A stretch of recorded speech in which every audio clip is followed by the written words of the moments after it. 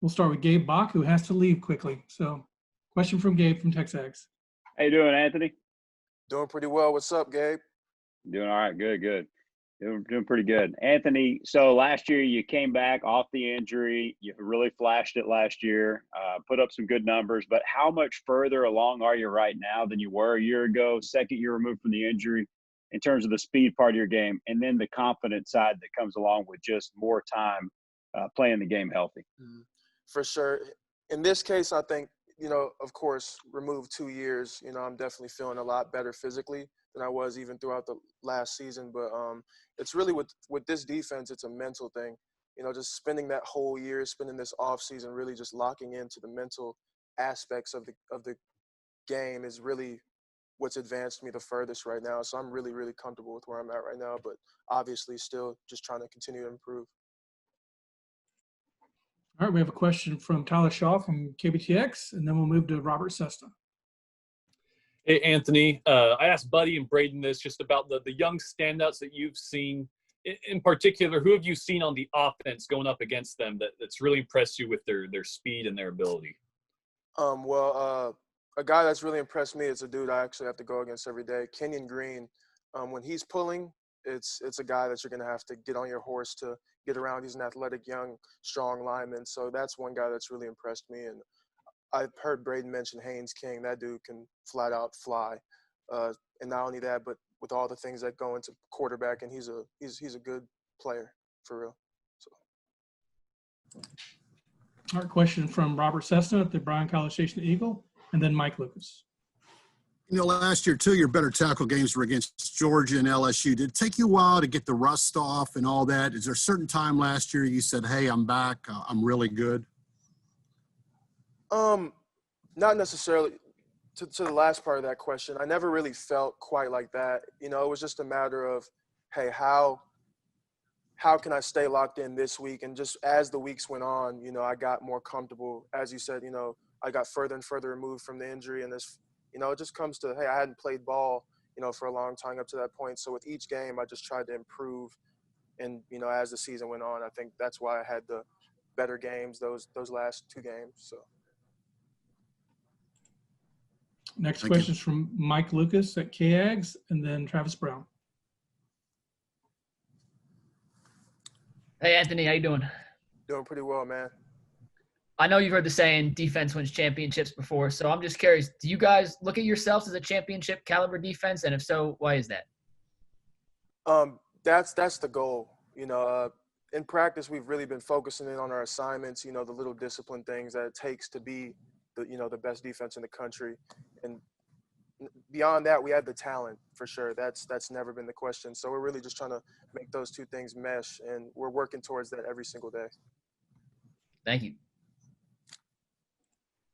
Next up is Travis Brown from the Bryan College Station Eagle, and Olin Buchanan. Hey, Anthony. Curious on how much y'all have enjoyed the continuity of the whole linebacker group, and how much having the same guys around, knowing Coach Elko's system, how much that will lead to y'all's success this year. Like I said, I think that's huge.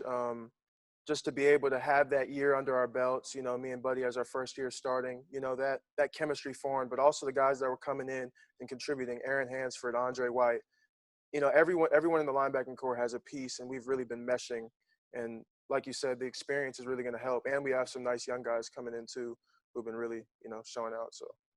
And then just one follow-up. I know you mentioned Aaron Hansford there. I know he kind of made a name for himself in that third down package where y'all mix things up a little bit. Do y'all foresee still using something like that on third downs, and how much he can make an impact coming on the field in those situations?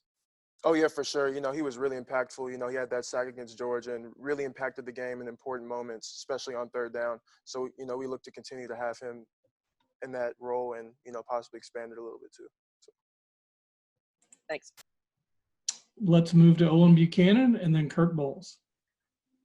Hi, Anthony. How can you lose a dominant player like Justin Matabike in the defensive line and still expect to be close to as good or or even better without it? How can you expect to not miss a guy like that? It just comes down to, like you said, those guys are 2 tremendous dudes. I loved playing behind them. But, when it comes down to with each year, you just have to, the next man has to step up. And, you know, I'm really confident in the guys that we have now, Jaden Peavy, you know, Bobby Brown, Marv Leal, like these are animals themselves, you know what I'm saying? They're really good players. So, and they, you know, they've been working their butts off this whole entire off season. So, I mean, I'm really confident in them, their ability to take that step. Let me ask you this right quick. Who, now that you said you're understanding the defense more and you're more confident, who's the best linebacker that A&M has? Man, you know, we all got our own little talents and stuff. You know, it depends on the day. Honestly, we got some dogs. Not even just the first two. We got some animals even behind us. So. All right, let's move on to Kirk Bowles. Can't wait for this question. And then Zach. Hey, Anthony, Buddy was talking about the toughness culture that Coach Elko is trying to put in place. What ticks him off more than anything when you guys screw up? What gets under his skin? Oh, man. It's probably – we don't have it much, but it's probably just the repeat mistakes. You know, I feel like that's what gets most coaches the most angry most of the time. And I think it's just when you repeat mistakes. Like I said, we don't do it much, but I think that's what if he's yelling, it's because of probably because of that most of the time. So. And one thing Buddy said was that he would get on y'all because you didn't play hard all the time last year. Why do you feel like that was? Man, it just comes down to, you know, doing that in practice. And that's really been our emphasis just these first few practices in camp. We've really been, hey, we got to run to the ball every single play. And you're seeing it. Dudes are really starting to do that. And that's going to bleed over. Thank you. Let's go to the newly married Zach Taylor. Congratulations. And then congrats. Justin Woodard. Thanks, Anthony. I appreciate that. You might have just mentioned it there in your answer to Kirk, but for you, you've been doing this for a while now. What is setting this fall camp apart from ones in the past, specifically on the field? Really just that experience, you know, with each one, you just you learn new stuff along the way, you know, just learn how you're supposed to handle this and little intricate details that really end up being the difference. So I really just think it's been time and also just commitment, you know, we're just ready to take that step that we need to take. So. All right, on to Justin Woodard at KAGS and then Chuck Carlton. We've seen y'all come up with some big-time turnovers when they needed. The Ole Miss game last year stands out. Buddy took it back to the house. How do you create more of those game-changing plays as a defense? Is that something that has to be practiced, or is that just something that comes with time saying, hey, we're veterans now, somebody needs to make a play on this certain play in a big-time game like that? Yeah, y'all mentioned earlier just the effort standpoint, you know, when you're on the backside of a play, making that effort to sprint across the field. It's little things like that we've been really emphasizing, as well as your turnovers, your interceptions. But a lot of those forced fumbles, you know, it could be a D lineman just running across the field. You know, some of us miss a tackle and they just happen to run up behind and punch the person. It's just a straight effort play. So we've really been working on that aspect of our game. I really think that can help us increase the amount of turnovers we get per game. All right, let's move on to Chuck Carlton, the hometown paper for Anthony Hines, Dallas Morning News.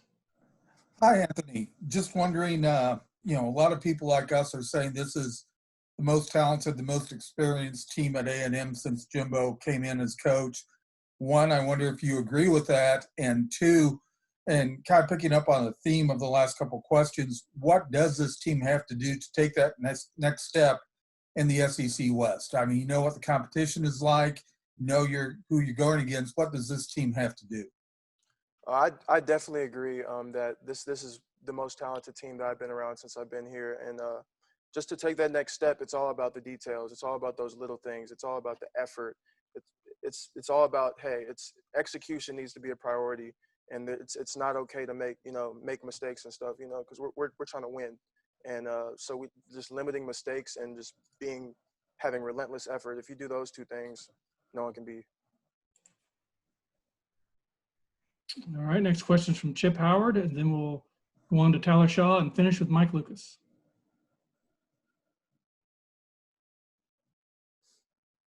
that. Anthony, everybody that's a championship team always talks about the intangibles, the little things that people from the outside can't see. How would you describe the team and with maybe having some of those intangible factors this year?